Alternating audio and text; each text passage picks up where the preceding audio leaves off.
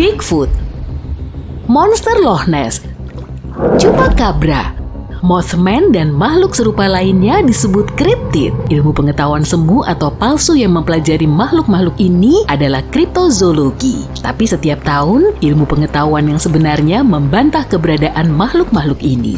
Jadi, mari kita cari tahu bagaimana mitos-mitos kriptid dipatahkan.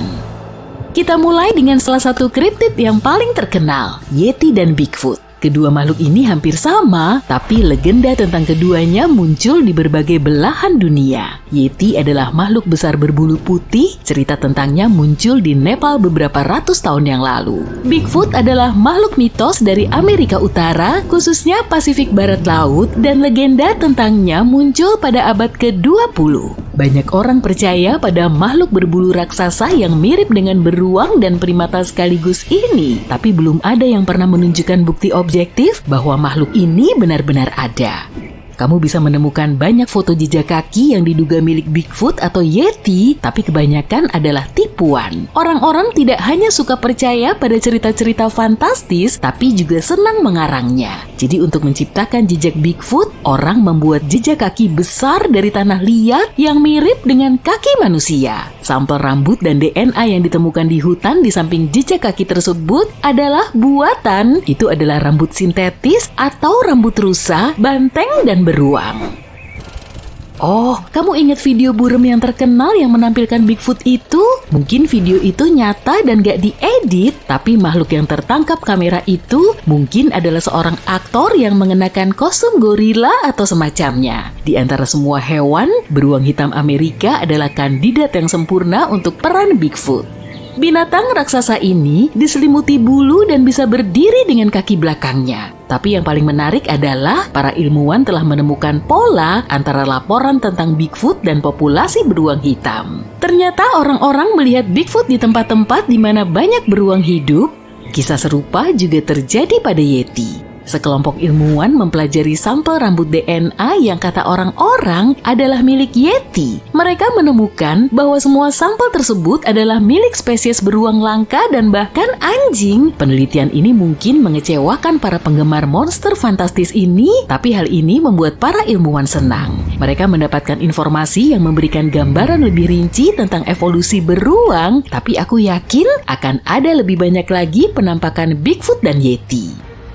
Laporan tentang monster fantastis berikutnya muncul pada tahun 1987 di Puerto Rico. Makhluk tak dikenal memasuki peternakan untuk memangsa kambing, ayam, dan hewan lainnya. Banyak orang mengatakan mereka melihat hewan yang mirip dengan anjing, reptil, dan hewan pengerat dengan wajah yang memanjang, taring yang besar, dan sisi. Beberapa orang mengklaim bahwa mereka telah melihat monster dengan kulit halus, sedikit atau tanpa rambut, dan bau yang tidak sedap.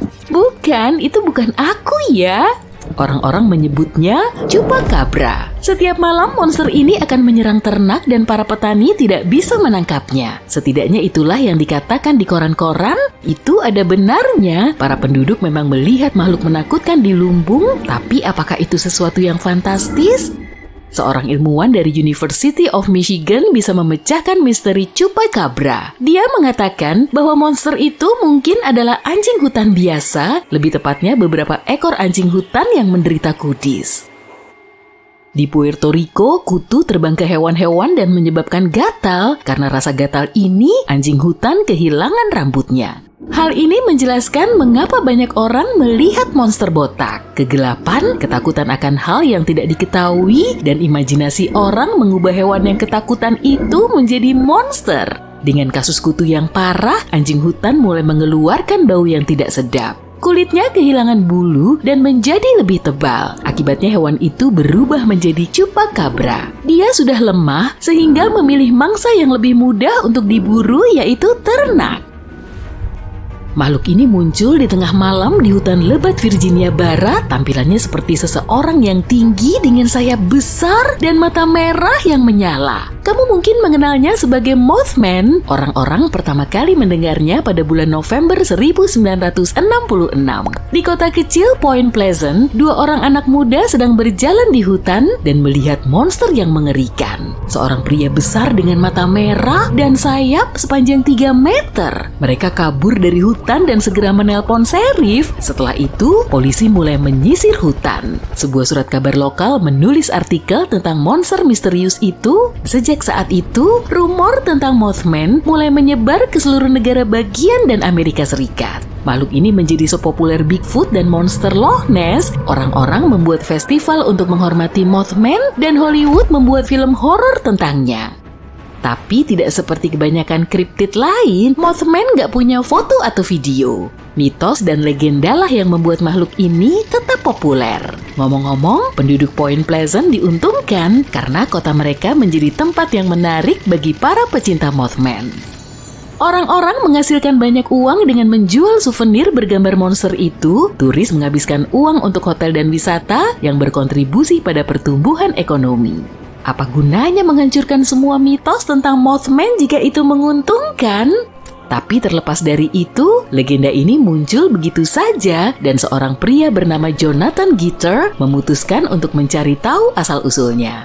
Dia mempelajari artikel koran pertama tentang Mothman dan membaca banyak buku. Hampir semuanya ditulis oleh para penggemar kriptozoologi, semua film dokumenter dan artikel itu juga tidak mengandung sesuatu yang ilmiah. Tapi Jonathan mengetahui sebuah cerita menarik tentang Point Pleasant. Pada awal abad ke-20, pabrik-pabrik yang memproduksi zat-zat berbahaya beroperasi di sini. Saat pabrik-pabrik tersebut ditutup, zat-zat yang tersisa mulai mencemari lingkungan. Mungkin beberapa bagian dari cerita tentang Mothman berhubungan dengan gagasan orang mengenai alam yang tercemar. Konteks sejarah kota ini melahirkan Mothman di kepala orang-orang. Selain itu, pada tahun 1967 terjadi bencana besar di kota ini. Jembatan perak, jalan masuk utama ke Point Pleasant, runtuh. Tragedi ini membawa kesedihan besar dan beberapa penduduk percaya bahwa Mothman terlibat di dalamnya. Makhluk kriptid kita berikutnya tinggal di dalam air. Monster yang disebut kera laut Steller memang kurang terkenal dibandingkan makhluk semu lainnya, tapi kemunculannya cukup spesifik. Bayangkan sebuah tubuh lonjong dan gempal sepanjang sekitar 1,8 meter, hampir setinggi bintang NBA. Monster ini diselimuti rambut tebal berwarna kemerahan dengan garis putih di punggungnya. Kepala kera laut Steller terlihat seperti kepala anjing, telinga runcingnya tegak ke atas, dan kumis panjang menggantung di kedua sisi bibirnya. Cerita tentang kera ini muncul berkat naturalis George Wilhelm Steller. Menurut deskripsinya, kera itu menyerupai walrus atau anjing laut, tapi menurut gambar di internet, makhluk ini mirip perpaduan antara putri duyung dan kucing.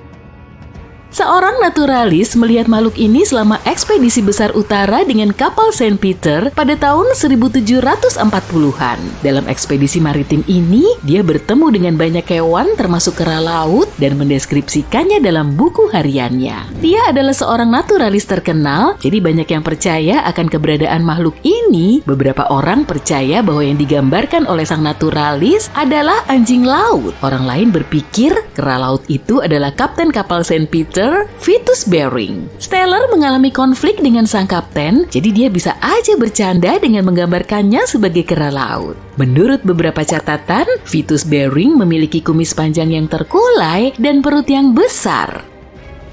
Kriptid paling populer di dunia berkesempatan untuk keluar dari bidang kriptozoologi dan masuk ke ilmu pengetahuan yang sesungguhnya. Ini adalah monster Loch Ness. Rasanya nggak masuk akal sekarang kalau mencoba membedakan kebenaran dan fiksi di antara ribuan catatan dan pesan tentangnya. Tapi, mari kita lihat studi ilmiah terbaru. Menurut rumor dan tebakan, Nessie adalah keturunan dinosaurus laut purba Plesiosaurus. Tapi teori ini dengan cepat dibantah karena Plesiosaurus hanya hidup di air asin. Sekelompok ahli paleontologi menemukan fosil reptil ini di sebuah sistem sungai berusia 100 juta tahun dan ini adalah sungai air tawar. Ini berarti Plesiosaurus bisa saja hidup di danau raksasa Loch Ness. Mungkin salah satu keturunannya masih bisa bertahan hidup hingga hari ini. Nah, silahkan deh celupkan kakimu ke dalam air.